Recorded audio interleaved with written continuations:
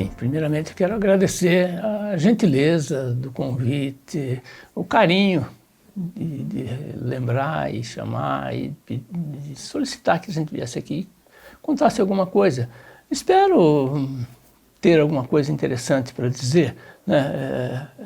E é isso que eu pretendo fazer aqui, né? Bom, inicialmente, meu nome é Olavo Esperança de Arruda. Eu tenho com a Unesp uma relação muito íntima, né? Porque antes de estar aqui em Bauru, de começar aqui em Bauru, até finalizar minha carreira, eu já conheci e me apaixonei pela Unesp em outros tempos, né? Fiz minha graduação no curso de Ciências Biológicas na Unesp de Botucatu.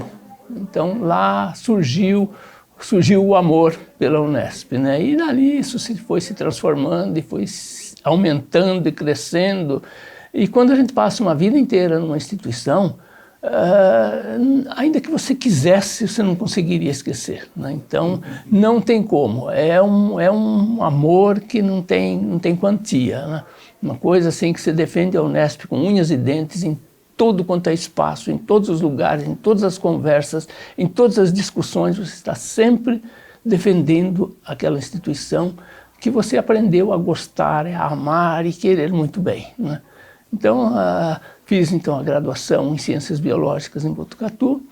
Depois eu saí para trabalhar num instituto aqui de Bauru, Instituto Lauro de Souza Lima, por algum tempo. Trabalhei um pouco ali, mas gostava de dar aulas. Então me convidaram para dar aulas na antiga Fundação Educacional de Bauru, que mais tarde se transformou em Universidade de Bauru e originou a Unesp mais adiante, que a gente pode falar mais depois dessa transição, dessas coisas, né? Mas depois de algum tempo dando aula aliás, trabalhando no Instituto Lauro de Souza Lima, fui convidado para dar aulas na Fundação e voltei, e fui para a Fundação.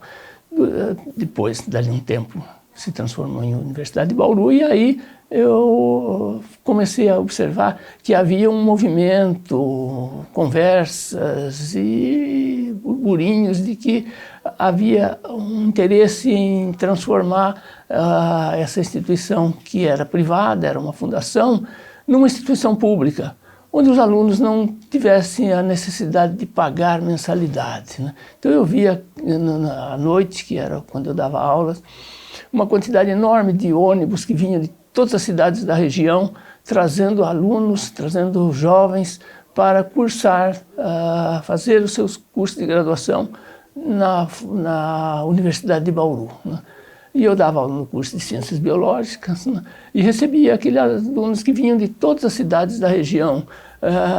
E eu sentia um aperto no coração de ver que eles, além de trabalharem durante o dia, viajarem para vir aqui, ainda tinham que pagar a mensalidade. Eu havia estudado numa instituição pública, a Unesp de Botucatu, como eu disse, e sentia que era muito interessante, era muito bom e uma qualidade muito boa que tinha, né? Queria isso para essas crianças, para esses alunos, para esses jovens aqui começando a vida, né? Então, essa conversa, isso foi crescendo, crescendo e foi envolvendo a cidade. A gente viu que a cidade começou a querer, a lutar por isso e se empenhar por isso e achar que, ficar sabendo que isso era uma coisa boa, que Bauru precisava de uma instituição pública onde os alunos pudessem escolher os cursos, porque viria com muitos cursos, né? Isso cresceu até que uma hora aconteceu, né? E aí surgiu a Faculdade de Ciências, junto com as outras unidades. O campus, que era dessa universidade pública, particular, dessa Universidade de Bauru, era bastante complexo já, né? Ele já tinha uma divisão que a Unesp aproveitou muito dessas coisas, né?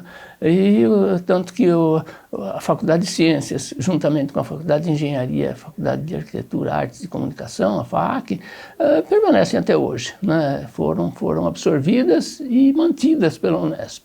Isso é uma coisa interessante, porque acredito que até para a Unesp foi uma visão diferenciada, né? Ver uma instituição que já tinha alguma coisa. Mas se assemelhou muito com Botucatu, porque lá tem o GAC e aqui também foi implantado o GAC por ser grande, né, professor? Exatamente, exatamente. Aqui, como era um campus que já nasceu grande, né, tinha toda essa estrutura parecida com Botucatu, e que a Unesp tem poucos locais, poucos campos que tem GAC, né, o grupo administrativo. Né. O senhor pegou o Departamento de Ciências Biológicas desde o seu princípio, professor? Não desde o princípio. Eu, quando entrei, ele já estava em funcionamento, né? Ele já funcionava. E aí eu me envolvi nele, mas naquela época não era tão simples você se envolver muito num departamento ou em alguma coisa da instituição, porque o seu trabalho era dar aulas, né? Você vinha aqui para dar aulas e depois, se houvesse algum tempo, alguma coisa, você podia fazer alguma coisinha que no máximo se restringia a atender alguns alunos, orientar alguma coisinha, mas muito pouco, né? Porque a instituição privada até hoje não faz isso. Né? E se faz muito pouco. Né? O forte não era pesquisa, era ensino. Né? Era o ensino. Precisava de dar aulas, porque a aula que... para isso que os alunos pagavam, né? Para ter aulas. Né? Então eu vinha aqui. Dessa forma, houve esse crescimento. Quando a Unesp, aliás, quando a Faculdade de Ciências tomou consciência de que estava dentro da Unesp e que a estrutura era outra, que as possibilidades eram diferentes e muito maiores, houve uma efervescência dentro da Unesp. E o seu departamento foi um dos mais cresceram, porque tinha pós-graduação em Botucatu, tinha, sei lá, em Araraquara, enfim. O Ciências Biológicas cresceu muito, né, professor? Exatamente, porque os professores que davam aula, que poucos tinham titulação, porque não havia essa necessidade, não era exigido, então não havia grande interesse em fazer isso. A partir do momento que a Unesp colocou a sua estrutura e as suas exigências dentro da Faculdade de Ciências e de todo o campus, isso passou a ser uma necessidade. Né? Uma obrigação. Uma obrigação. Ou você fazia isso, ou você ia acabar alijado.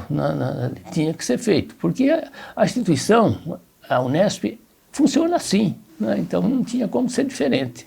Então o que se fez? Todos os professores que não tinham pós-graduação, nenhum tipo de titulação, sentiram-se na obrigação de procurar uma pós-graduação. E assim foi feito. Né? O senhor já tinha ou teve que ir atrás? Não, eu estava começando por uma iniciativa própria, né? Que eu trabalhava lá no Lauro de Souza Lima e estava começando uma pós-graduação. Né? Mas aí houve um incentivo para isso se desenvolver com muito mais intensidade. Né? E aí o senhor teve que desvincular do Lauro, porque aqui era dedicação exclusiva, né? Exatamente. Esse foi um dilema para mim na época, porque a Unesp estava começando, mas eu via que a Unesp ia acabar ficando igual os outros campos. Eu tinha a idealização de uma instituição pública como era a Unesp de Botucatu. E eu sabia que mais cedo ou mais tarde o campus de Bauru seria equivalente, seria igual aos outros. Ele era um filho adotivo que quando é adotado já não tão criança, né, tão jovenzinho, ele sente... Causa problemas. Causa problemas, aí surgem ressentimentos, surgem ciúmes, surge uma série de coisas que é natural nesse relacionamento que acontece de repente entre irmãos que não são tão jovens, né, já são adultos praticamente, né? Mas a Faculdade de Ciências, que eu conheço bem daqui de Bauru, mas conheço também as outras razoavelmente, tinha um corpo docente, e passou a ter um corpo docente melhor ainda quando a Unesp foi implantada, ávido por ciência, por pesquisa, por tudo que uma instituição oferecia. Né? Todos os professores jovens e em busca da titulação. Isso aí, a gente sabe que quando ocorre a titulação é um período de grande produtividade. Né? O professor volta da pós-graduação com gás, com força, com vontade. E foi o que aconteceu na Faculdade de Ciências. Né? todo mundo com muita gana, com muita vontade de produzir. E fala os docentes que foram atrás de verbas de órgãos de fomento para montar os seus laboratórios, né, professor? Sim, eles vinham de programas, né? Todo mundo buscou da área de biológicas, né? Mas Botucatu, que era mais próximo, e das outras áreas, outras instituições, aí, cada um dentro da sua possibilidade. E todo mundo veio de programas de pós-graduação já consolidados, onde se fazia pesquisa com instituição de fomento, com projetos, né? Com todas essas coisas, participação em todo tipo de congresso e todas essas coisas. Isso veio junto com esses professores que chegaram. E é importante ressaltar aqui que em muitas instituições o professor sai para se titular e deixa as aulas com outros colegas que o substituem naquele período. Com os professores aqui isso não aconteceu. Os professores tinham que sair, fazer a pós-graduação e voltar a continuar com as suas aulas normalmente, né? Não houve essa possibilidade, né? Tinha que ser feito dessa forma. E assim foi, né? Esses professores, quando chegaram aqui, não tinham estrutura para desenvolver aquilo que faziam nas outras instituições. Aí eles foram atrás de financiamento. E aí foram atrás dos órgãos de pesquisa, de financiamento de pesquisa. E aí muita gente conseguiu, montou, criou, construiu e equipou laboratórios, que estão muitos até hoje aí, e muitos outros que vieram depois, né? Esse crescimento foi tão intenso e tão grande que a Faculdade de Ciências, em muito pouco tempo, estava se igualando àqueles campos já solidificados e criados há muitos e muitos anos, né? Então foi muito interessante ver essa evolução da Faculdade de Ciências, né? Uma coisa muito bonita. Os laboratórios, o senhor acompanhou o crescimento e a construção dos laboratórios, mesmo do prédio do Departamento de Ciências Biológicas, que é primoroso, exemplar. Sim, inicialmente tudo foi aproveitado da estrutura que tinha, mas em pouco tempo se começou a construir coisas novas, né? E esses laboratórios de pesquisas foram construídos, muitos com verbas de instituições de fomento, né? E a Unesp conseguiu também muita coisa e construiu vários laboratórios didáticos.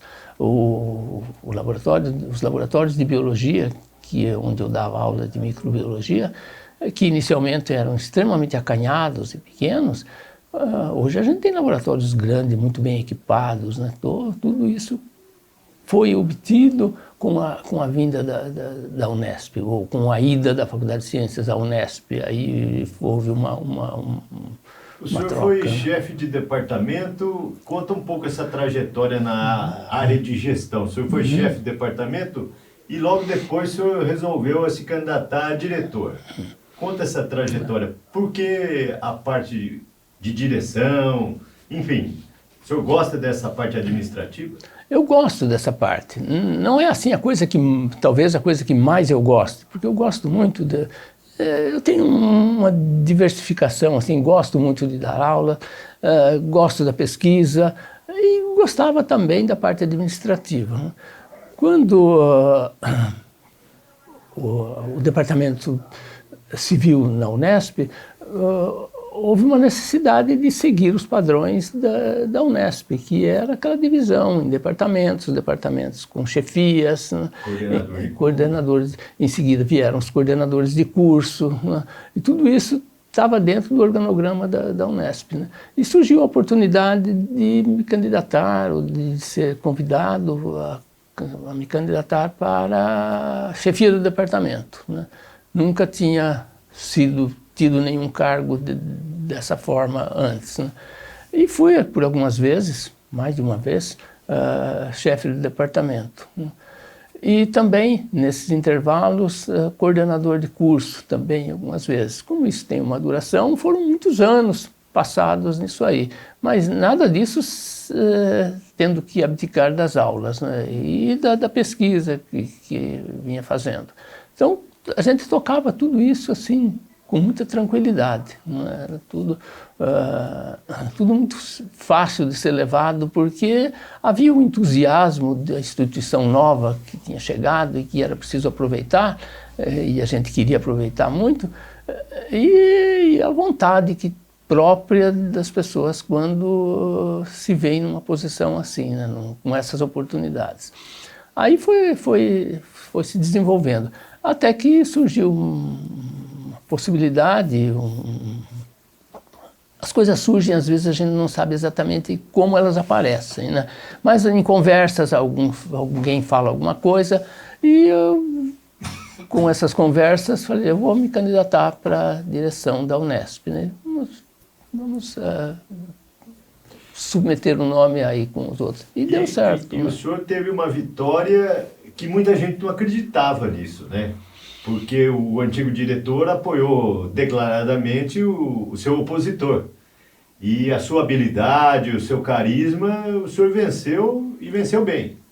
Eu não sei se tem algum carisma, tem alguma habilidade, mas eu sei que eu nunca tive grandes desavenças com as pessoas, né? Isso talvez tenha ajudado um pouco, né? Não quero dizer que com isso que outros tenham, né? Mas é que é um jeito assim mais talvez de lidar com as pessoas com mais humildade, eu não sei, ou com aquela vontade de compreender o que o outro deseja, né? E você disse, talvez eu não sentia assim que o outro...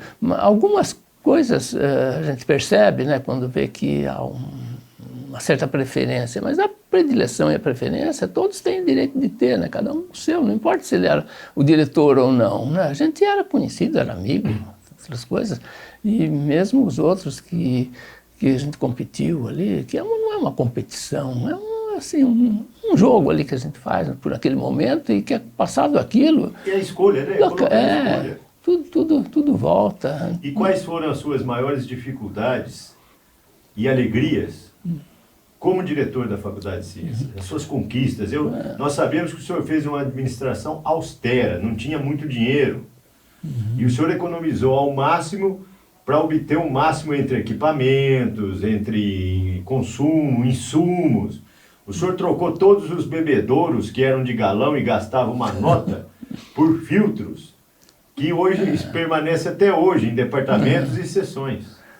Isso é uma coisa assim, acho que até não representa muito, mas talvez represente do ponto de vista da observação, só como exemplo, né? Mas sempre foi, dentro da instituição pública, sempre foi muito difícil conseguir alguma coisa, né? As verbas sempre são poucas, sempre é muito menos do que aquilo que a gente deseja, né? Então foi sempre uma luta muito árdua conseguir alguma coisa, porque sempre que você precisava de alguma coisa, outros também queriam, e aquilo, há choques de interesse e tanta coisa, né? Então a gente foi tentando construir alguma coisa, finalizar outras e adequar algumas coisas. E eu tinha uma coisa comigo, que eu acho que quando você não pode fazer alguma coisa, não atrapalha aquilo que o outro quer fazer, né? Então eu, pelo menos de minha parte, eu nunca, conscientemente, que eu tenha consciência, eu acredito que nunca tenha feito nada que atrapalhasse a vida de alguém. Os professores queriam fazer seus projetos, ora, eu não tinha nada contra, precisava de, às vezes, havia eu lembro que existia, não sei se era regulamento ou era uma tradição, que dentro daquela verba que vem institucional, ela teria que ser integralmente repassada à instituição. Falei, olha, tudo aquilo que puder legalmente ser feito e não repassar aquele recurso que é do pesquisador, que o pesquisador que conseguiu, ainda que naquele contrato tenha sido dito que aquilo era para ser repassado para a instituição, se legalmente pode ser deixado com o pesquisador, pode ficar com o pesquisador, não tem por que a instituição ficar bloqueando e pedindo alguma coisa para ele. Então isso nunca foi feito de minha parte, né? Não sei como que se conduz isso em outras situações, né? Mas o que eu tinha era isso, se eu não puder ajudar, eu não quero de forma nenhuma causar nenhum empecilho, nenhum atrapalhamento aí, que as coisas funcionem da melhor forma possível, né? uma grande alegria do senhor como diretor? Olha, na verdade, foi uma alegria muito grande todo o tempo da minha vida dentro da Unesp, não só como diretor, né? Eu acho que eu fiz o que eu gostava de fazer durante toda a minha vida, né? Então, isso foi uma alegria muito grande para mim, sempre. E você vir passei por todos os degraus da Unesp. Em Botucatu, para me manter durante a graduação, eu fui técnico de laboratório. Trabalhava no laboratório, fiz o concurso lá como funcionário, passei e fazia. E estudava também lá, fiz a graduação lá, né? Então, fui técnico de laboratório e depois, quando aqui, eu comecei, como todos os professores começam, né? E eu fui galgando as coisas com um esforço muito grande, e cada conquista que você tem, isso é uma alegria imensa, né? Uma alegria muito grande quando você sabe que as coisas não vieram muito facilmente, todas precisaram de muito trabalho. O senhor chegou a conversar muito com alguns reitores, ou o reitor da época, em termos de verba, em termos de construção, ou reforma de algum prédio, o senhor tinha que bater lá na porta da reitoria para buscar verba, professor? Ah, teve muitas vezes, muitas vezes. Algumas eu consegui, outras não. Um término de uma que estava emperrada há um tempo era a construção de todo o aparato lá da educação física, né? Que lá foi uma briga para conseguir, porque tinha outros campos, e toda vez que você ia conversar alguma coisa, tinha outros campos com mais, sei lá, se mais poder de convencimento, e às vezes acabavam levando. Então as coisas ficaram assim, a gente... Mas grande coisa eu acho que foi isso, mas foi de uma época que tinha... os recursos não eram tão... Não sei, acho que continua do mesmo jeito, né? As coisas nunca são fáceis mesmo, né? É preciso muita insistência, né? Nunca tive nenhum atrito, nenhum nada com nenhum reitor, nem com nenhuma parte da reitoria, mas foi sempre muita insistência, muita briga para se conseguir tudo que se conseguiu. Reposição de docentes, o senhor também trabalhou nisso, né, professor? Também. Essa foi uma outra situação que era muito complicada na época, porque foi formada uma comissão que era presidida por um professor aposentado de Botucatu.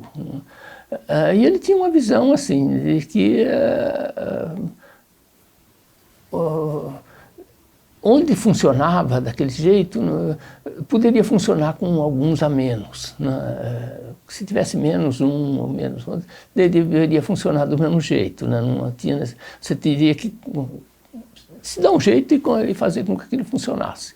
E assim, nós aqui sofremos muito, porque outros campos, talvez isso ele tenha visto do que ele enxergava nos campos que tinham departamentos abarrotados de professores, né? Então a falta de um ou de outro nunca causava grande problema. Tanto que os professores saíam para fazer alguma passagem, algum tempo fora do país, e os outros professores, e não acontecia nada, porque os outros professores supriam aquilo. Aqui isso era muito difícil, praticamente impossível, né? Para um professor sair era uma dificuldade muito grande, né? Porque os departamentos já funcionavam no mínimo, não tinha como, se saísse um, no limite. Aquilo era um transtorno para o departamento inteiro. Se alguém ficasse doente ou se aposentasse, era uma dificuldade enorme. Então, fazer essa reposição era muito difícil, porque essa comissão lá enxergava as coisas dessa forma, que se outro lá em Botucatu, em Araraquara, ou em algum lugar, saíram 2 professores no departamento, e o departamento funciona da mesma forma, aqui teria que funcionar da mesma forma, e aqui era diferente. Aqui a gente não tinha gordura para queimar, né? Aqui a coisa era assim mesmo. O senhor pegou a criação do programa de pós-graduação de Educação para Ciências, professor? Peguei, não participei propriamente dele, mas peguei sim. E foi também, eu via assim, a luta daqueles professores. Lembro do Nardi e todo o grupo dele correndo e lutando, né? Todo mundo ali com uma vontade daquilo. Aquilo era uma coisa, era bonito e gostoso de se ver aquele... assim, aquela força de vontade que eles tinham, e trabalhando de noite, eles ficavam todos os dias, assim, varavam a noite montando aquilo, escrevendo, reescrevendo, e levando e falando aquilo. Foi uma coisa muito bonita, né? E foi uma coisa que se conseguiu pela competência, né? Porque o campus de Botucatu ainda era de Bauru era muito jovem, né? E montar um programa de pós-graduação era uma coisa muito difícil, né? Certamente continua do mesmo jeito. Mas pegar uma área que não se tinha, que a gente não tinha essa gordura para ser, vamos separar esses docentes aqui, eles vão cuidar disso e montar esse programa. Não tinha, ele tinha que dar as aulas dele e continuar fazendo aquilo como foi com os outros e como é até hoje. Então, naquela época existia essa gordura nesses campos pré-existentes. Campos antigos tinham quadros assim inchados, não sei se inchados, mas tinham bastante gente, né? E Bauru já nasceu na miséria, nasceu sofrendo, né? Com tudo muito justo, muito certinho, sem nada, não tinha sobra de nada em momento nenhum. Então, assim que eu vi todo o empenho e toda a luta desses professores. E vi a luta de todos os outros programas, o pessoal da física. Então, e isso é uma das marcas do rápido crescimento da Faculdade de Ciências, né? De algo que era um campus secundário, que foi incorporado de uma maneira, digamos assim, com ciúmes, etc., em poucos anos conseguiu um grau de produtividade científica bastante elevado. Isso aí eu acho que foi o que fez com que o restante da Unesp entendesse que Bauru era capacitado, tinha capacidade para ser um campus e era um campus igual ou melhor que muitos outros, né? Ver esse crescimento e essa luta e essa obtenção de credenciamento em programas de pós-graduação e cursos disputados, pessoal bom e gente boa trabalhando, isso foi envolvendo e foi mostrando, a gente mostra a capacidade da gente fazendo o que a gente é capaz de fazer, né? Com qualidade e com trabalho. Não há política nesse tipo de coisa. Ali você ou faz, se souber, ou aí não tem o que mostrar, né? E a Faculdade de Ciências sempre mostrou isso, conseguiu mostrar isso para o restante da Unesp, né? O senhor participou da comemoração dos 50 anos da FC. Hoje o senhor participa dos 55 anos. Em 5 anos, como é que o senhor viu esse salto da Faculdade de Ciências em termos de qualidade, em termos de construção, em termos de funcionário e de docentes também? Bom, a gente está vendo a quantidade de construção. Eu passei agora, já fazia algum tempinho que não passava aqui, passei agora por aí e vi várias coisas novas na Unesp. Isso deixa a gente muito orgulhoso, né? Muito contente de ver que as coisas estão crescendo e esse campus está cada vez mais bonito e cada vez melhor. E a Faculdade de Ciências crescendo junto com todos. Eu acho que a Faculdade de Ciências, não sei, eu sou muito até suspeito para falar isso, mas foi a unidade que mais se desenvolveu, que mais cresceu, que mais competência mostrou durante todo esse período. Desde o tempo de UB até agora, foi a Faculdade de Ciências que sempre esteve na vanguarda das coisas. Não sei se às vezes isso foi bem reconhecido, acredito que sim, porque quando se faz uma avaliação criteriosa e sem nenhum tipo de prejuízo e outras coisas, você vê que realmente a Faculdade de Ciências vem se desenvolvendo e nesses últimos tempos tem desenvolvido muito, aliás, continuando um desenvolvimento que sempre teve, né? Eu acho que aqui quem se destaca aqui nesse campus é a Faculdade de Ciências. Foi na sua gestão que houve tratativas de talvez o curso de medicina vir para a Faculdade de Ciências, professor? Houve isso, não sei se houve em outros momentos, mas houve várias tratativas. A gente chegou a até conversar com o governador, mas Aí a gente esbarrava numa dificuldade grande, que era o curso de medicina de Botucatu, que de uma forma ou de outra você tinha que obter a parceria deles para muita coisa, né? E eu não sei se isso, como que funcionou, e também, mas eu acho que o que mais pesou aí foi o custo do curso de medicina. O curso de medicina é um curso muito caro. E eu conversei reservadamente, porque não dizia isso para o outro, agora que eu já não estou mais, posso dizer que um curso de medicina, quando chega numa instituição, num instituto, ele faz sombra em muita coisa, né? Então, nós temos uma gama de cursos bons, de excelente nível. Será que é vantagem trazer um curso de medicina aqui para sombrear outros cursos que estão indo tão bem? A gente precisa pensar muito bem nisso, né? Então, acho que diante de toda a dificuldade, de toda aquela, muita gente jogando contra, a gente vai gastar um esforço tremendo para fazer uma coisa que eu não sei se vai ser bom. Será que será bom trazer um curso de medicina?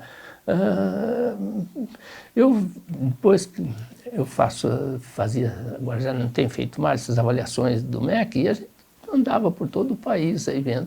E você via, toda instituição que tinha um curso de medicina, era o curso de medicina.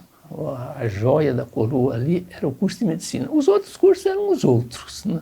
Mas tudo gira e tudo assim gravita em torno do curso de medicina. Que se viesse para cá, eu acho que seria isso. Eu não sei se realmente se teria sido bom. A Faculdade de Ciências, a Fundação e o B era regional. O senhor falou dos vários ônibus. Então vinha Lençóis Paulista, Jaú, Santa Cruz, Ourinhos, Pirajuí.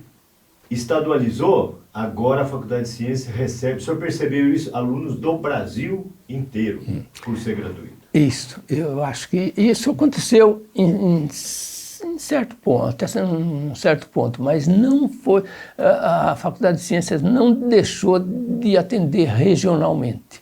A gente vê, eu dei aulas durante todo o tempo, né? E eu sei, tinha algum ou outro aluno que vinha, às vezes, de São Paulo, de algum lugar, e se enturmavam ali com os outros. Mas o grosso era o regional.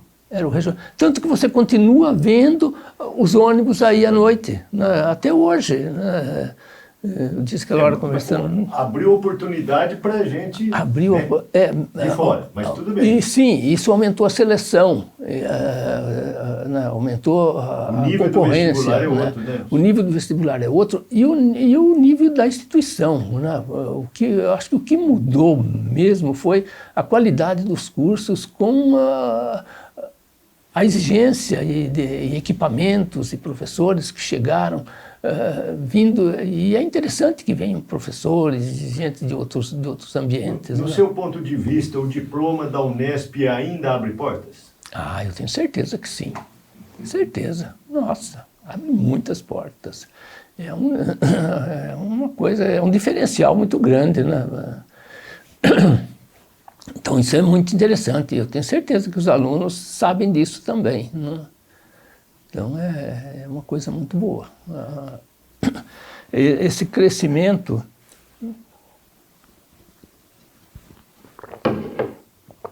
provocado pela vinda da Unesp, ele não veio assim, deixando de lado esse atendimento da Unesp à região, né? Com a vinda desses programas de pós-graduação, você vê que a pós-graduação pega gente do país inteiro e até de fora do país, né? Isso aí reflete na graduação, porque os alunos de graduação veem que tem alunos de pós-graduação que vêm de outros países para cursar aqui, né? Isso traz um ganho para os cursos, os alunos se sentem mais motivados e sentem que estão numa instituição importante, né? Acho que todas essas coisas são muito boas para a instituição.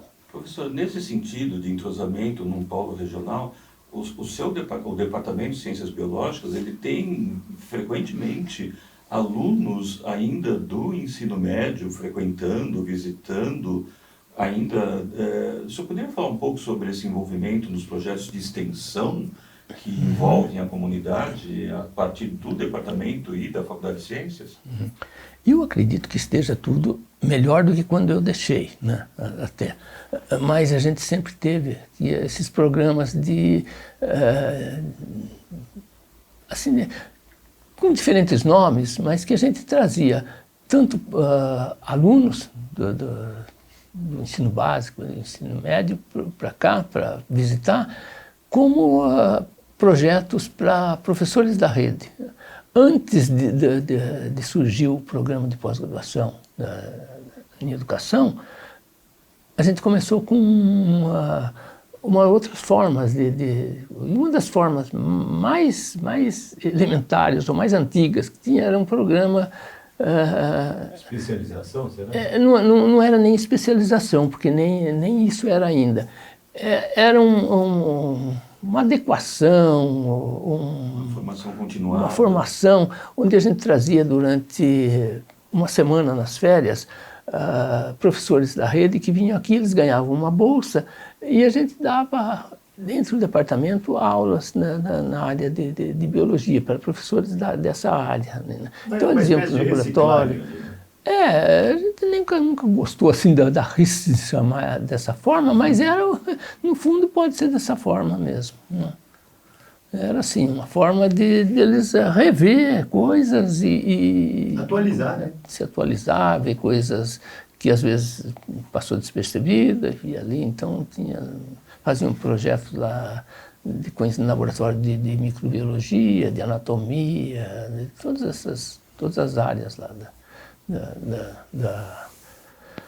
da biologia. Uma coisa que eu lembro que aconteceu no início da Unesp, na implantação da Unesp, a gente tinha uma dificuldade muito grande com a estrutura, porque a estrutura não veio de uma hora para outra. Né? E aí, com a vinda de mais professores, que esses sim chegaram mais rapidamente, houve a possibilidade, e com esses professores já não eram mais aqueles que vinham para dar aula, né, praticamente os horistas, né, que vinham e davam aula e embora, eram professores que dedicavam tempo integral aqui, eles tinham mais tempo para fazer outras coisas, preparar outras aulas. E o campus de Bauru, isso a gente percebeu desde aquela época e hoje eles continuam fazendo, ele está dentro de um laboratório de biologia. Né? Então ele está no Cerrado, implantado dentro do Cerrado. Hoje ainda não tem população em volta, naquela época muito menos ainda. Né? Então o professor andava 100 metros, já estava no meio do Cerrado ali, da mata e tudo. E ali ele dava aulas, ele mostrava, tinha de tudo. Né? Então isso foi muito utilizado no começo, pelo menos no curso de biologia, para suprir a necessidade de laboratórios que não se tinha. Experimentos, né? Faziam muitos experimentos na mata aí, né? O Cavaçã mesmo tinha experimentos. Sim, né? Fez até antes dele se aposentar, ele ainda fazia experimentos aí no Cerrado. Tínhamos a frequência das galinhas pastoreando pelo campus para experiências no exatamente. Exatamente. Tinha vários projetos aí que as pessoas ficavam conhecendo por ver esses sinais exteriores aí de pesquisa. A gente adorava, porque não tinha escorpião nem aranhas quando tinha as galinhas. A galinha comia todas, destruíam escorpiões. Você pode contar algum fato curioso como esse, professor? Ou outros? Então, eu, desde o Lauro de Souza Lima, eu trabalhava com tatus. Né? E quando eu vim para cá, eu continuei trabalhando com as coisas. Né? Então, o curioso é que a população, eu falava em aula desses experimentos com tatus que se fazia inoculação, e aqui eles ficavam com... sempre houve essa caça ao tatu como alimento. Né? E quando eu dizia que o tatu era um animal que nunca se encontrou aqui no Brasil, mas fora do Brasil já se encontrou tatu infectado com o bacilo de Hansen, o Bacterium lepre. Né? Então poderia estar aqui.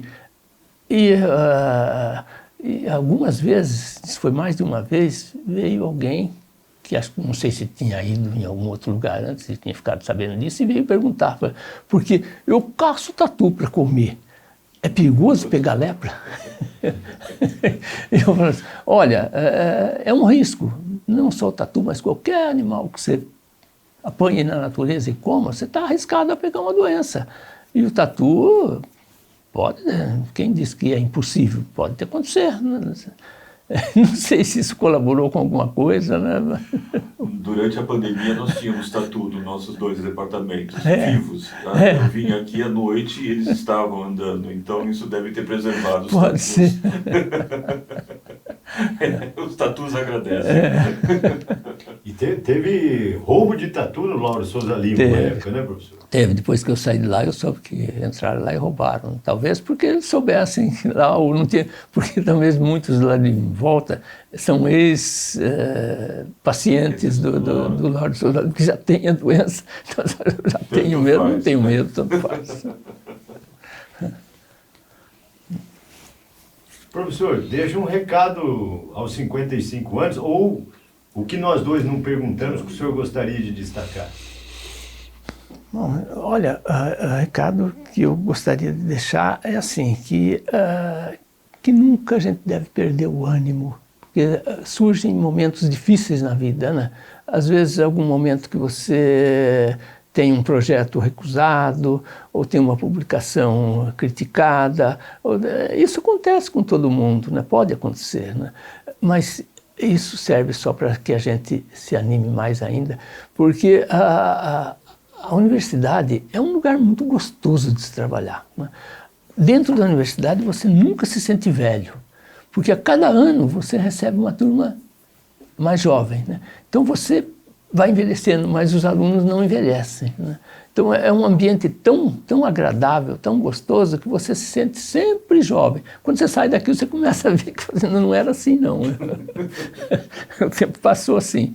Mas é muito interessante, muito gostoso.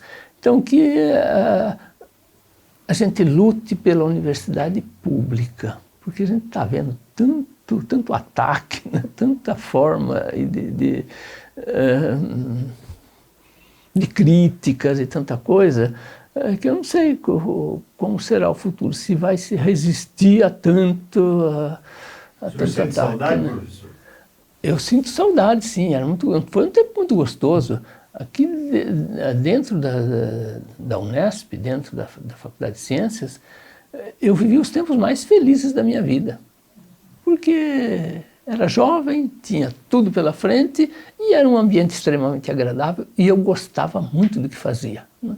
Então é uma coisa muito gostosa. Sente saudade, sim, mas tem que saber que é um tempo que tem limite, né? Que as coisas findam. Antes do senhor, o professor Geude comentou que até hoje, de vez em quando, ele sonha que está dando aula, que está conversando com docente ou fazendo pesquisa. O senhor ainda tem esse tipo de sonho? Eventualmente sim. Eventualmente sim. Às vezes você sonha com algumas coisas, fala assim, mas isso já passou, foi às vezes misturado, porque no sonho a gente mistura muitas coisas, né? E depois eu recordo, mas dessa parte, o que são coisas que se misturam, se mesclam ali, mas tem um lado subconsciente. Tem um lado subconsciente que fica ali, você acho que nunca esquece, né? De passagens, de coisas, de vivências, de pessoas. É muito interessante, muito interessante. Então, novamente, finalizando, se o senhor não tiver novas palavras, não aguardamos. Muito obrigado pela sua contribuição à construção da nossa memória. Na Faculdade de Ciências, sou parte dessa história. É uma honra realmente tê-lo aqui conosco. Obrigado, professor. Eu é que agradeço muito. Agradeço por ser lembrado, pelo convite, pela amabilidade, por tudo que eu vivi aqui e vejo que aqui só tem coisa interessante, coisa boa, só tem gente boa, né? O pessoal é muito receptivo. É por isso que a Faculdade de Ciências é o que é. Porque ela é composta por grupos assim, né? Por pessoas assim, professores assim. Nós convivemos pouco porque eu não tive, mas eu tinha a sua referência, e tinha o que se falava, né? Porque, então, tanto que sabia muito bem de como as coisas ocorriam lá. Espero então, que fossem boas, né? Só coisas boas, só. Nunca, olha, isso é uma coisa que, se houve em alguma situação, não chegou até mim, porque talvez soubesse que eu não sou favorável a ouvir essas coisas, né? Eu lembro que teve algumas intrigas de funcionários lá, umas coisinhas lá. Foi a única coisa que eu vi, mas também já resolvemos ali instantaneamente, né? Um não queria ficar perto do outro na sala, as coisas bobas, né? Mas foi a única coisa que eu vi. Quanto aos colegas professores ou alunos, nunca teve nada, ninguém nunca veio me reclamar, falar, teve isso, aconteceu isso, brigou comigo. Nunca, se ocorreu, não veio me falar. Não sei por que razão, mas eu não fiquei sabendo.